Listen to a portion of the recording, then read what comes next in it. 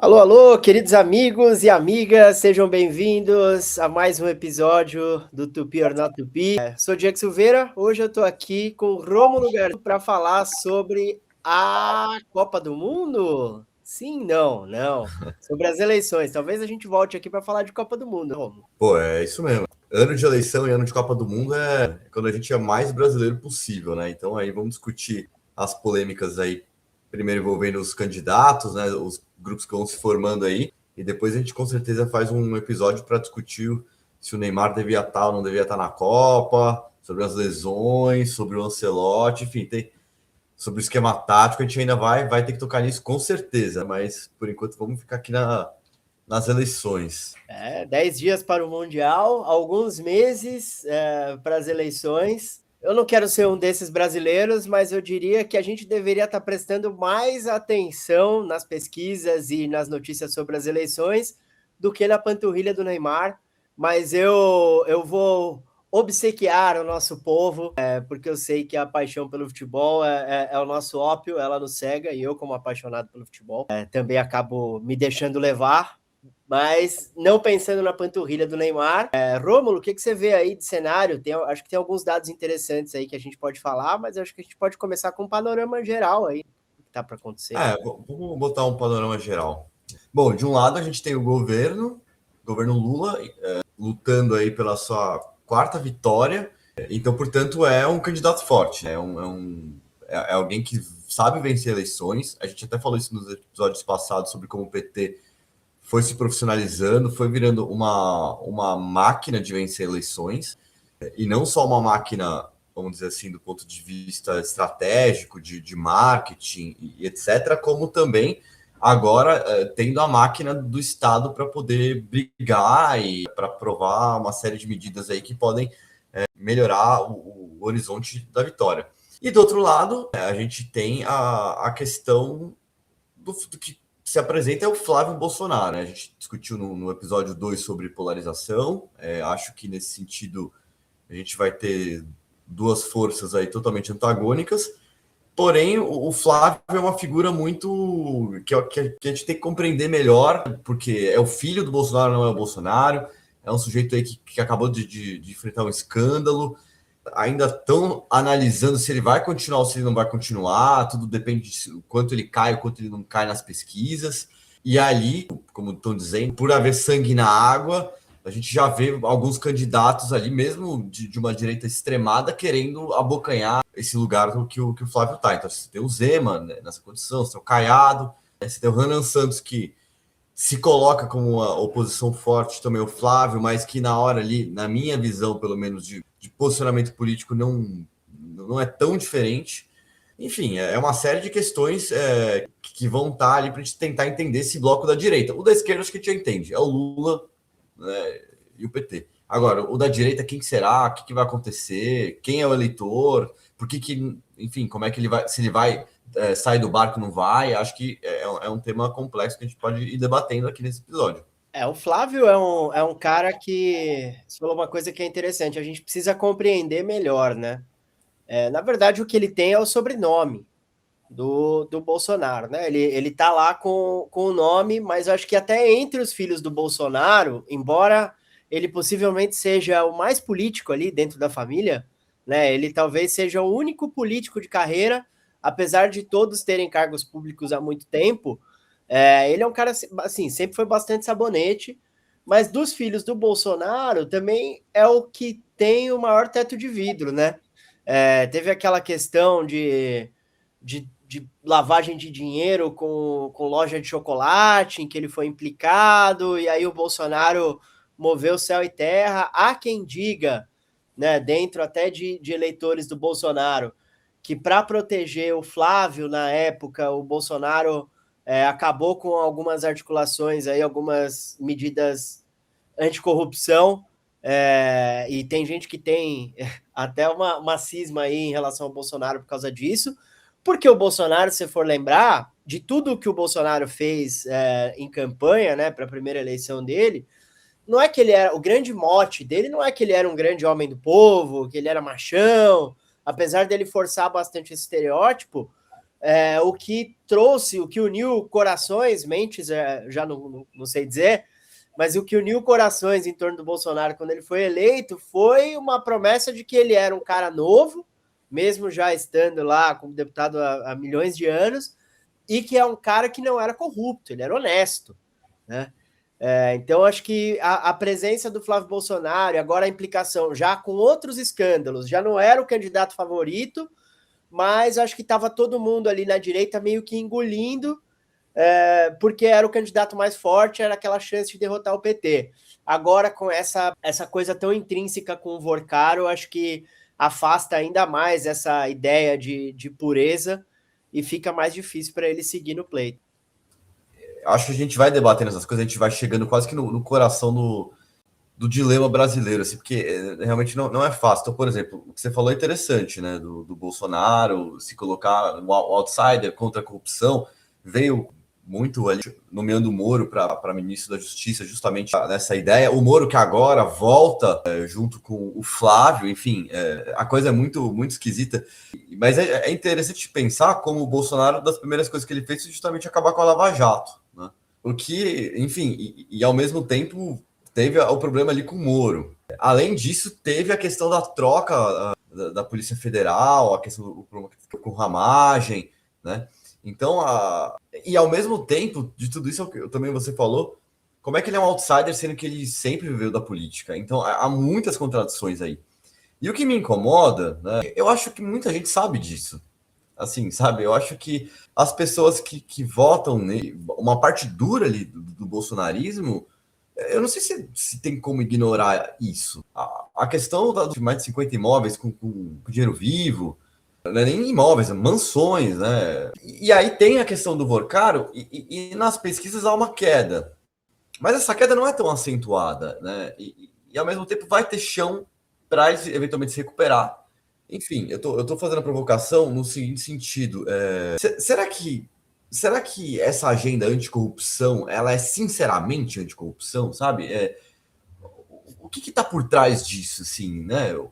É visão de, eu acho que é visão de mundo, né? Na verdade, eu acho que a corrupção aparece aí muitas vezes como uma forma de discurso moral, de colocar o outro num certo lugar espúrio, mas no fundo eu acho que é visão de mundo.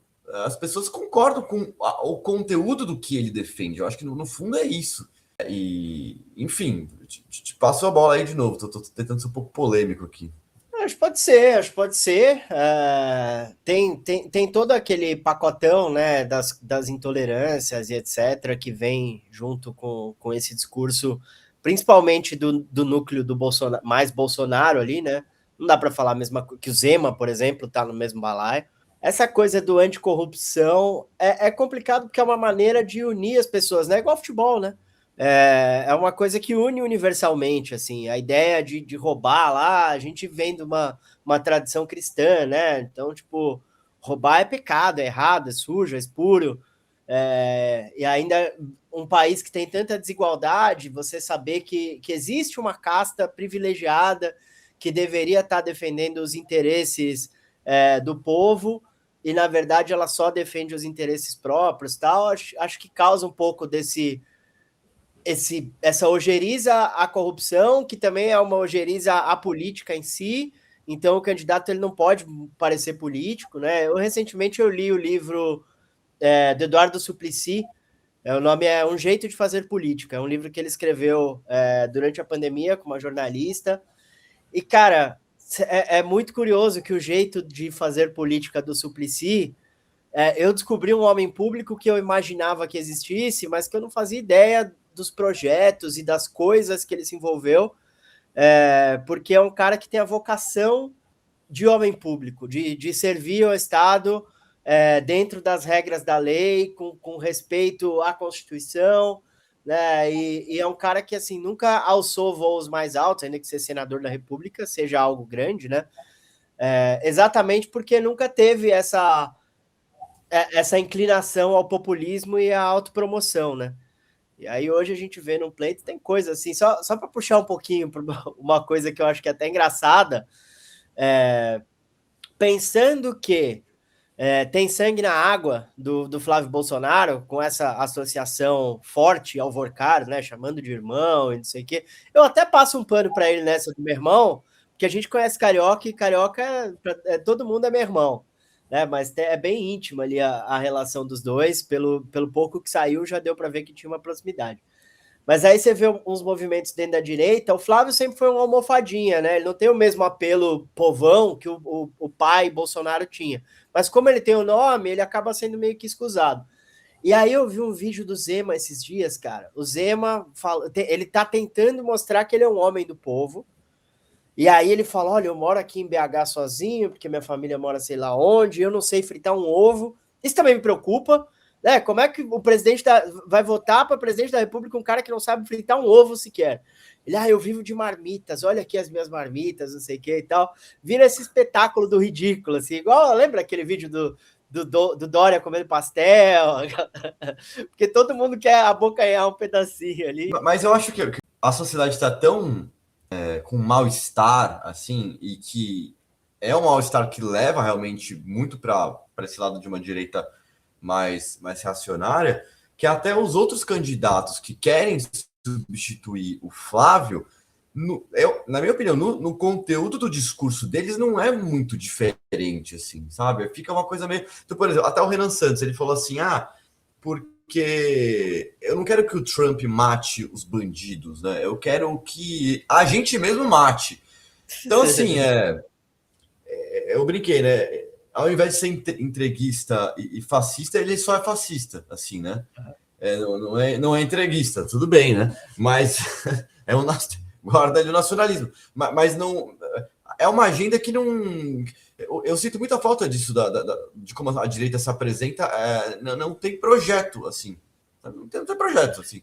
Não tem uma ideia de educação interessante, uma ideia de saúde, uma ideia das universidades, enfim, da economia. Não, até eu estava dando uma olhada no agregador do Jota, não sei se você conhece, que é aquele grupo de jornalistas, alguns acadêmicos tal, eles têm um agregador de pesquisa parecido com aquele do 538, que foi comprado pela ABC agora nos Estados Unidos, e o agregador deles apontava, o Lula lá naquele período que foi o de mais baixa popularidade do Lula, que foi em outubro do ano passado, setembro, outubro do ano passado, que qualquer um ali, era o Tarcísio que era o grande nome, né, de oposição, era o Tarcísio e Michele, e qualquer um dos dois bateria o Lula no segundo turno, dentro não só do agregador, mas de acordo com a maioria daquelas pesquisas preliminares.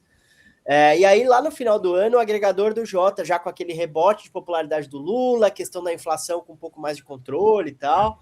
E, cara, é o que você falou, é o PT com a máquina na mão, com o Estado na mão, né, dobrando os gastos em publicidade, publicizando várias coisas interessantes que foram feitas nos últimos 4 anos, que talvez não ganharam noticiário. E aí o agregador do Jota previa que as probabilidades do Lula poderiam chegar a 90% já na segunda fase da campanha, no segundo semestre.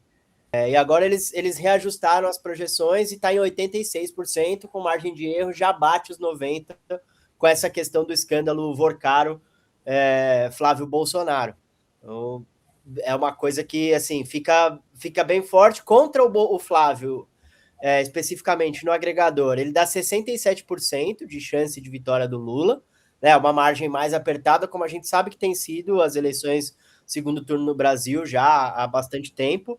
Mas você mostra o impacto, assim, que é uma facada. Eu não sei se eu deveria usar essa analogia, mas o Flávio tomou uma facada aí com esse vazamento. Alguns comentários. Primeiro, eu acho, assim, depois a gente pode até fazer uma brincadeira aqui de tentar ser claro e evidente aqui, ver quem é que acerta mais, quem que é a melhor mãe de nada. Depois a gente faz com a Copa do Mundo também. Mas eu, sinceramente, não acho que vai ser mais fácil do que foi em 2022, assim, mesmo com a questão do Vorcaro, sabe? Porque com a questão da pandemia, claro que o Bolsonaro tinha máquina ali, mas mesmo com a questão da pandemia, a coisa foi muito apertada. Eu não tenho muito a sensação, e aí é uma crítica que eu faço com a galera, muita gente da esquerda, porque fica essa coisa, Como se o fato do Flávio de repente sair resolveu alguma coisa. Faz de conta, eu não tenho informação nem nada, mas se a Michelle entra, a Michelle é mais fácil de vencer do que o Flávio? Eu não sei se é. Ela é uma mulher. Eu não sei como é que o Lula vai conseguir brigar de frente com uma mulher, sendo de esquerda, e ele sendo uma pessoa, às vezes, atrelada ao machismo. O voto da mulher é muito importante. Eu não sei se lá, acho que o Tarcísio não vai também, mas por que o Tarcísio seria mais fácil? Eu não sei se o Tarcísio seria mais fácil, entende? Segunda coisa, a gente falou no episódio passado de neoliberalismo. Uma das características do neoliberalismo, tem alguns autores que falam, tem o Boaventura Souza Santos, entre outros, ele fala o seguinte: no neoliberalismo a democracia é de baixa intensidade, que é justamente o que a gente está vendo, né? Muito desse caldo de extrema-direita que a gente vê são afetos, são ânimos políticos ali que não encontram, vamos dizer assim, uma saída institucional de transformação social que possa melhorar salários, que possa melhorar a vida, etc. Né?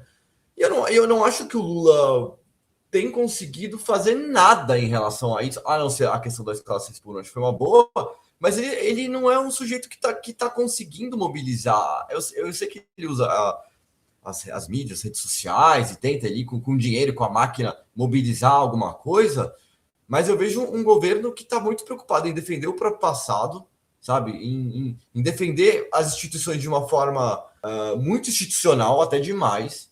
Eu não sei se a gente está nessa época da política, sabe? Em que eu não sei se as pessoas estão interessadas nisso, as pessoas querem ver a vida delas melhor. Né? Então eu acho que o Lula tá com uma grande dificuldade aí. Claro, tem a máquina pública, mas eu acho que tem esses problemas aí pela frente, sabe? Acho que teve um aceno aí do Lula. Acho que aquele fundo de popularidade ali, quando bate o fundo da popularidade, ele começa a acenar para algumas coisas. Ele tem falado bastante sobre a questão das bets, né? No discurso dele de 1º de maio, ele falou que faria uma bandeira de campanha, arrumar um jeito de acabar com isso, quando a gente sabe que, na prática, a arrecadação que isso gera para o governo fica difícil dar espaço para trás, assim, né? Acho que talvez dentro da regulação, e aí eu vou ter que citar o Alietá de novo, faça mais sentido você ter um Estado que seja bom em regular esse tipo de mercado do que proibir, porque ele vai continuar existindo, e se ele não for regulado pelo Estado, ele vai servir, como serve no mundo inteiro, para lavar dinheiro do tráfico de armas, muito forte, esses paraísos fiscais aí, Curaçao e etc. Eles usam essa coisa das bets para lavar dinheiro do tráfico de armas. E na Europa, por exemplo, teve-se bastante sucesso em regulamentar bem. Né? Na França, por exemplo, não pode nem ter cassino online, como pode no Brasil. Você pode apostar só em esporte, tal, eventos específicos e não sei o quê.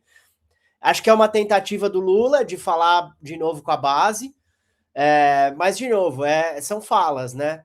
Pensando até como projeto, assim, como é que pareceria um quarto mandato do Lula, né? Qual tipo de legado ele deixaria para o Brasil?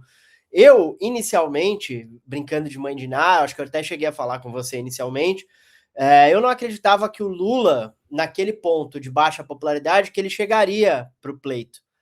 Eu acho que, cara, tem essa questão da idade, que eu acho que é uma narrativa que não começou a ser explorada ainda, mas na hora certa ela vai ser explorada. A voz dele melhorou, isso é bom para ele, porque lembra, um ano atrás o cara, assim, tava difícil de conseguir falar e tal. Vamos ver como é que vai ser ao longo da campanha. Eu achava que o Lula não chegaria. Agora, sentindo o cheiro de sangue do Bolsonaro na água, tubarão que a gente sabe que ele vai até o final. E um pleito, acho que talvez, de novo, brincando de mãe de Ná, cara, acho que talvez seja a oportunidade de aparecer alguém meio do nada, como apareceu o Collor. Não vai ser o Eduardo Leite, né? Todos esses caras aí que poderiam pedir bênção para o Bolsonaro já tiraram o corpo de fora. Talvez uma Michelle apareça ganhando essa força, assim. Eu andei vendo algumas falas públicas dela, sempre se afastando e tal, mas também ela faz um perfil meio coitadinha, uma mulher resiliente, né? Ficou com um marido que tem vários problemas de saúde, que foi atacado, perseguido, toda aquela narrativa pessoal do Bolsonaro. Ela se apresenta como uma pessoa caridosa e tal. E isso, mentes, de novo, acho que a gente não está falando de mentes no pleito eleitoral do Brasil, mas a gente sabe que pode capturar corações. e pode gerar problemas para o Lula, para o PT e para a esquerda, que insiste em repetir a mesma receita de sempre, né? Eu acho assim, a esquerda vai ter que construir uma nova esquerda pós-Lula, isso é um fato. Espero que seja uma esquerda mais ativa, mais marxista, né, no melhor sentido do termo, né? Mas eu acho que o Lula tá acabando a história dele assim na política, né? Eu acho que essa é a dificuldade. Como é que vai vender um sonho? Sabe? Eu acho que a política tem muito a ver com vender sonho, vender futuro, vender né, um mundo que vai ser criado. E eu não consigo ver mais o Lula nessa condição, né? Então, bom, primeiro que ele é analógico, o que é bom, né? Eu acho até graça quando ele briga que as pessoas mexem muito no celular e tal. O Lula, ele é analógico, mas ele é um homem do século XX. E eu não sei não sei como ele vai mobilizar. Os jovens, pelo visto, não vão na dele. Eu vi também que talvez o Aécio vai sair pelo PSDB e vi até que o Ciro apoiou. Eu não sei. O Aécio é macaco velho, vamos esperar para ver. Mas eu acho que no final das contas, não importa quem que esteja lá, o antipetismo é um fenômeno muito forte que não tem uma resposta para dar, a não ser defender o que o Lula fez e vem fazendo. Eu acho até que o Haddad é uma pessoa interessante, porque ele é mais jovem, ele parece mais atualizado em algumas questões e teve bons números, né? E vai brigar aí com o Tarcísio. Mas eu acho que vai ser muito difícil essas eleições, assim, de verdade. Eu acho que a esquerda é um pouco ingênuo, assim, né? Esse negócio do work, ganhamos, não sei o quê, é nosso. Putz, meu, o Brasil o Brasil, meu. Você não sabe o que vai acontecer em agosto, em setembro, sabe? O que pode vazar, o que pode ser explorado, o que a Copa do Mundo vai afetar tudo isso. Mas eu acho que vai ser ali, ó, 1%, 2% de diferença em quem for ganhar.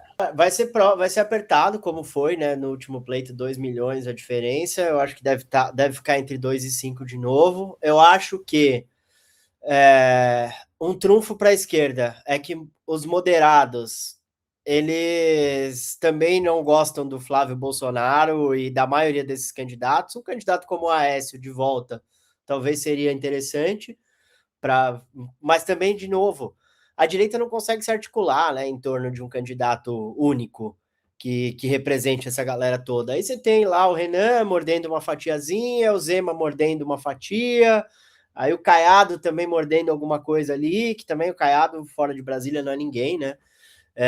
Mas assim, ficam todos eles ali tirando votos do que seriam originalmente do Bolsonaro, não tiram necessariamente da esquerda. Cara, pensando na esquerda em si, para mim uma coisa que é muito sintomática, eu já falei isso em outros episódios, assim, né? O meu avô era sindicalista, foi perseguido durante a ditadura, né, mudou, eu cresci com uma lavagem cerebral socialista, comunista, lendo Marx de pequeno e tal. Para mim, uma coisa que é muito sintomática assim, do PT já há alguns anos é o tanto que a esquerda se afastou da base. E eu tenho, né, estudando um pouco mais o Brasil, começando a compreender um pouco mais a economia e tal, e já falei aqui várias vezes, né? Eu tento ser o mais pragmático possível e mudando de ideia o tempo inteiro. Eu tenho me sensibilizado muito pela mão de obra informal. Eu acho que essa questão da escala 6 por 1, eu fui até meio duro com alguns amigos que estavam defendendo a continuidade do 6 por 1. Eu falei, cara, se você tem um negócio e para aferir lucro, o seu negócio depende de ter gente trabalhando 6 por 1, me desculpe, você não deveria ter um negócio. Você deveria estar pensando em fazer outra coisa da sua vida. Né? Porque dentro da direita, principalmente, tem essa ideia de eu vou ser meu próprio patrão, eu sou empreendedor, não sei o que e tal. E a esquerda conseguiu perder uma parte da base da pirâmide que me sensibiliza tanto, cara, que são esses meninos que fazem delivery. Que eles são a base da mão de obra. Eles caíram numa narrativa de que eles não têm patrão, porque o Estado não vai chegar para salvá-los. Então eles têm um trabalho que é honesto, isso é indubitável, eles ralam pra caramba, e aí eles foram comidos por essa mentalidade de que não, eu vou conseguir, eu vou entregar de bicicleta alugada, depois eu compro a minha bicicleta elétrica, depois eu compro uma moto, daí depois da moto eu vou começar uma frota, depois eu vou virar Uber, não sei o que, é uma ideia de meritocracia que foi vendida para esses meninos, e aí quando você começa a fazer conta simples, assim, de quanto eles ganham por entrega, e não sei o quê, e qual o custo disso, né? Quantos anos alguém consegue fazer isso, né? E qual o risco que se põe uma vida, tal? E a esquerda conseguiu não estar nem presente nesses diálogos, cara. Tipo, beleza, tem aquele cara que era um motoboy, que começou, que foi preso até depois e tal. Esse cara tá longe da articulação desse pessoal, entendeu? O CEO do iFood é mais influente do que qualquer pessoa de esquerda para essa molecada, cara. É muito triste, porque o cara que é o explorador dessa classe é o cara que é a grande referência para eles, ele e o Elon Musk, sei lá. Então, acho que é muito sintomático do que virou a esquerda no Brasil, né? Não consegue se conectar com os trabalhadores. E isso que você falou é interessante. Eu acho que isso está no neoliberalismo na base, né? Se a gente vai ver ali o Harvey tem um livro muito bom sobre neoliberalismo e ele fala que os momentos fundantes, de um lado você tem a Margaret Thatcher, do outro você tem o Reagan, todos com lutas sociais envolvendo o desmonte de sindicatos e a luta ali contra a organização dos trabalhadores. E aí é curioso, quando a União Soviética cai, você perde a ameaça. A gente discutiu isso outro dia no WhatsApp, falando, pô, o capitalismo brasileiro e mundial, ele cresce quando você tem ali uma União Soviética do outro lado que diz mais ou menos assim, olha, se você não tomar cuidado, esses trabalhadores que você vai precarizar, eles vão se organizar.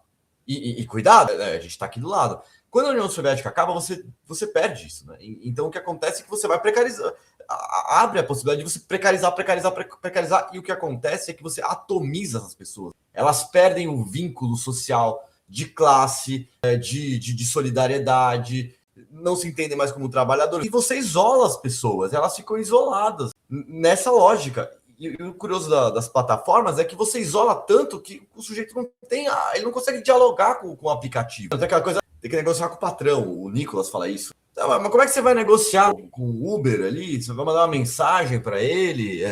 Como é que você vai negociar o preço, por exemplo? Então você fragmenta e você tem pessoas que vão se ressentindo sem uma perspectiva de classe, que essa é a diferença, né? Agora eu tô começando a gostar de filme italiano. Eu demorei para começar de ver. O neorrealismo italiano é uma coisa fabulosa. Aí eu vi um clássico que chama A Classe Trabalhadora Vai ao Paraíso. É exatamente um filme de esquerda, mas é um filme de esquerda sobre trabalho, organização sindical, luta. E aquilo fazia sentido, porque as pessoas elas tinham um vínculo. Né? E agora o Partido dos Trabalhadores perdeu, né? E o que você tem é a classe intelectual, que a classe intelectual é uma parte da esquerda, sempre foi. Mas ela precisa do que você está falando aí, que é a base. Toda essa camada de gente, né, que está ressentida e que vem o YouTube lá com um videozinho espero que não seja nosso vídeo é legal, mas o videozinho ali desses caras aí que prometem um mundo meritocrático.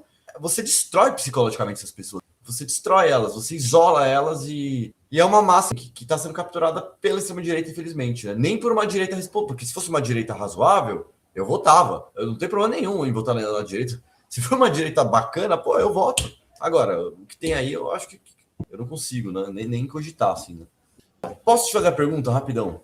Claro. Eu acho que ela é importante e acho que ela toca muito numa questão que eu sei que você gosta, que é o seguinte.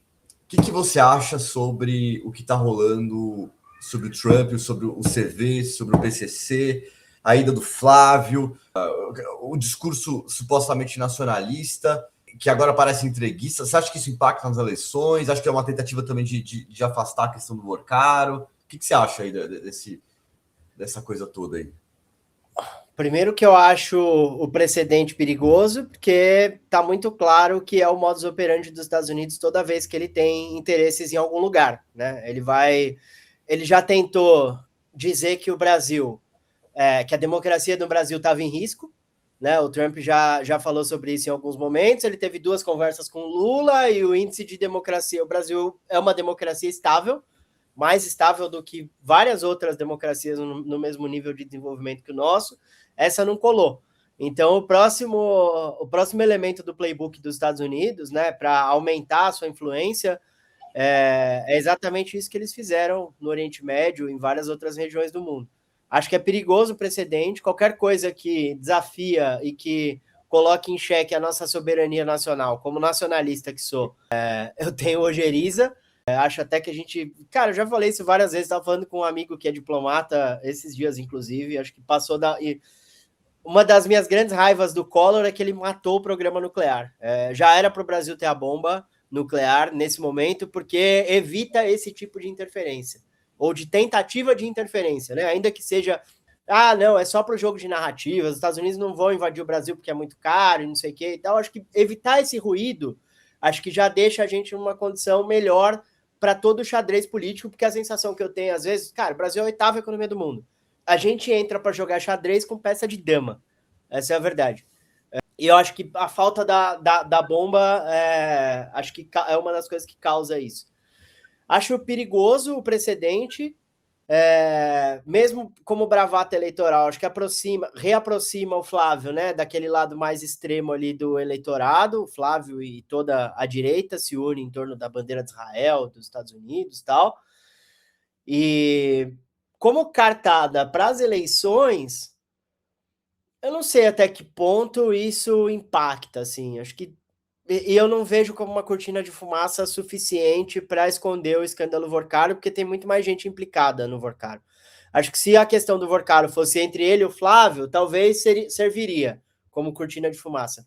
Mas a gente já sabe que se o Vorcaro cantar, por exemplo, caiu a República, entendeu? Tem muita gente implicada nisso. O cara tava fazendo festa contratando o Coldplay e o Ben Harper. Tipo, é muita gente muito graúda, né?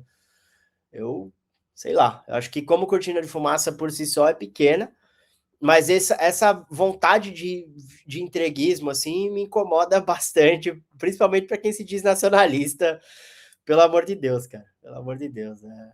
E é triste que quem tá do outro lado não consegue juntar o Lé com o Cré, isso é o grande problema. E acho que aqui da França, eu olho isso e é muito interessante, eu não tinha essa sensação quando eu estava no Brasil. Daqui eu consigo ver mais claramente a influência dos Estados Unidos no Brasil, assim, sabe? Dos argumentos, do estilo de vida, porque aqui não chega muita coisa. Aí você vai vendo o que o Paraguai está fazendo. Então, você vê exatamente ali a questão da América Latina e dos Estados Unidos. E eu acho que isso fala muito sobre nosso espírito, né? Assim, no sentido do que é ser brasileiro, né? Que é necessariamente conviver com o tema da colônia, do colonialismo, de ser subserviente, de ser submisso a uma potência. Como isso é algo que às vezes... E o nosso primeiro episódio a gente fala sobre a gente não fala exatamente sobre isso, mas a gente fala sobre o complexo de vira-lata, como isso deve ter muito a ver com o complexo de vira-lata. Então, sei lá, vou jogar futebol com uma equipe europeia, você já vai ali com o sentimento de que é uma colônia e que você jamais poderia, né, vencer.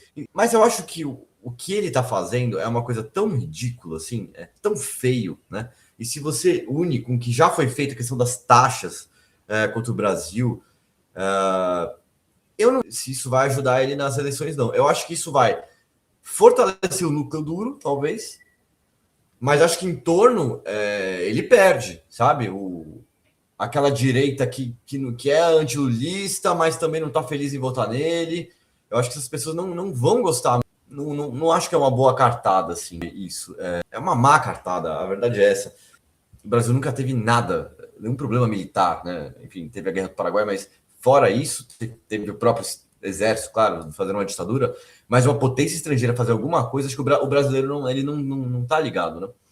Mas voltando à questão de olhar aqui da Europa, é interessante ver como a extrema-direita daqui jamais falaria para o Trump, a Meloni é a extrema-direita italiana.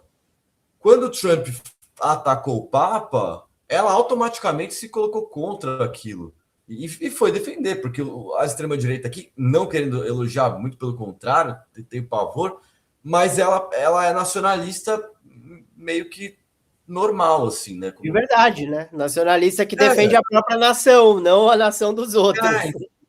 E curiosamente não é uma nação que foi colônia, né? Eu acho que tem a ver, né? Um complexo ali, né? Infelizmente, acho que sim, né? A gente carrega essas marcas muito profundas da colonização e acho que tem o isolamento geográfico também, que a gente já falou em outros pontos, né? Demora as coisas demoram mais para chegar até aqui, entendeu? Mesmo hoje no mundo ultra globalizado, tal. Esses dias eu estava falando com um colega francês, inclusive, que ele não conhecia a questão das taxas de importação, que o Brasil tem taxas fortes, de tarifas fortes para importação de vinhos, né? E ele é francês, tal. Ele falou, cara, e aí a gente estava falando de um vinho que aqui no Brasil custa muito dinheiro, eu não vou falar o valor, mas na Europa assim, é um valor muito simbólico, um valor de prateleira de supermercado. E aí a gente estava comentando, eu falei, pô, tenho 2 garrafas dessa, mas estou esperando aqui um momento especial, uma garrafa que eu quero abrir um pouco mais para frente e tal. E aí ele falou, nossa, eu vi o preço dessa garrafa no Brasil, não faz sentido, não sei o que e tal. Isso, a gente tem esse isolamento até econômico em vários aspectos, né? A gente se abre para ser muito explorado, e para outras coisas a gente não dá pé. Acho que tem essa questão desse alinhamento aí do Flávio com os Estados Unidos, tem a ver também com a questão das terras raras, porque é de extremo interesse dos Estados Unidos. E o Lula já sinalizou, né? Uma coisa é falar e outra é agir, mas já falou que gostaria que tivesse transferência de tecnologia. Tipo, não, o Brasil não está numa posição de os Estados Unidos quer o que tem aqui, vamos carregar uns trens aqui, botar no navio com minério e mandar lá para eles. A gente tem que se beneficiar disso de alguma maneira, e não vai ser exportando mais um tipo de commodity que o Brasil vai se desenvolver, né? Precisa ter uma transferência de tecnologia. E acho que esse tipo de alinhamento, na verdade, ele só forma as bases para esse alinhamento maior, que novamente coloca o Brasil numa posição de colônia extrativista, né? O que é uma pena. Bom, você tem aí algum palpite então, para as eleições?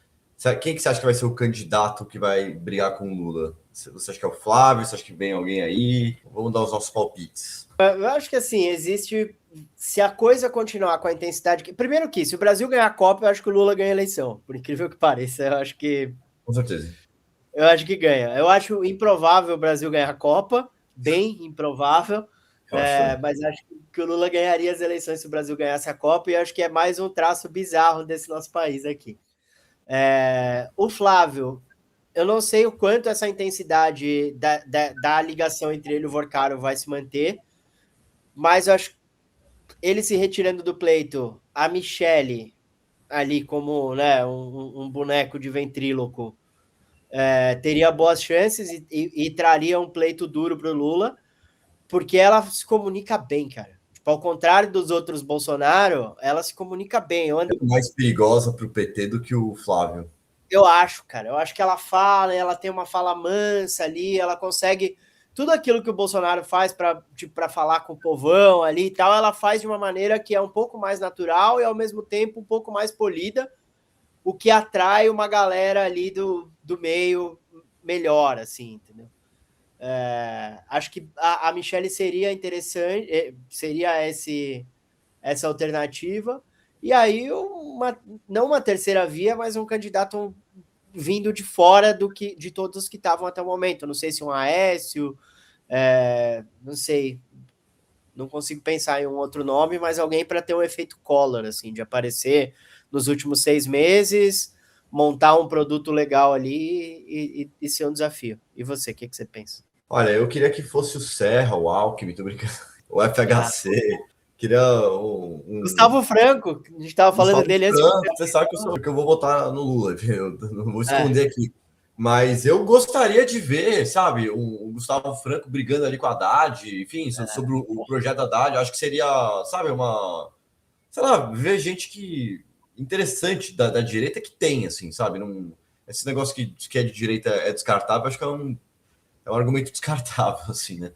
Eu acho que não concordo com isso, né? Mas eu sinceramente, eu vou tentar ser, eu vou acabar, enfim. Eu acho que o Flávio vai recuperar e vai dar trabalho. Eu sei que é arriscado a minha fala, mas eu acho que o Flávio vai recuperar e com o tempo pode até ganhar, assim, sabe? Acho que o Lula ganha, mas não vai ser fácil. Assim. É isso, meu amigo. Vejamos aí. Acho que esse episódio é o primeiro da gente falando sobre eleições. Não acho que a gente tem que ficar repercutindo tudo o que acontecer sobre eleições, mas acho legal a gente repetir, até para a gente revisitar o que a gente falou nos anteriores e ver Sim. como é que tá a nossa flutuação aí. A gente de repente pode até comentar, não sei, fazer um react da gente mesmo, sei lá, para ver o que Seria a gente legal. acertou e o que a gente errou. É isso. Agradeço aos amigos que ficaram com a gente até o final. Compartilhe com outros amigos, traga mais gente, comente, deem suas opiniões. A nossa ideia é fazer com que isso aqui cresça para a gente dialogar mais, né? Acho que eu e o Rômulo somos exemplos de pessoas que a gente tem muita coisa em comum, a gente tem várias coisas que são completamente opostas, mas a gente consegue sentar numa mesa, consegue dialogar, consegue manter o respeito um pelo outro e consegue, acima de tudo, fazer o que a gente está fazendo aqui, pensar o Brasil, né? Que eu acho que é isso o que falta no geral. Um abraço, até a próxima. Falou, pessoal.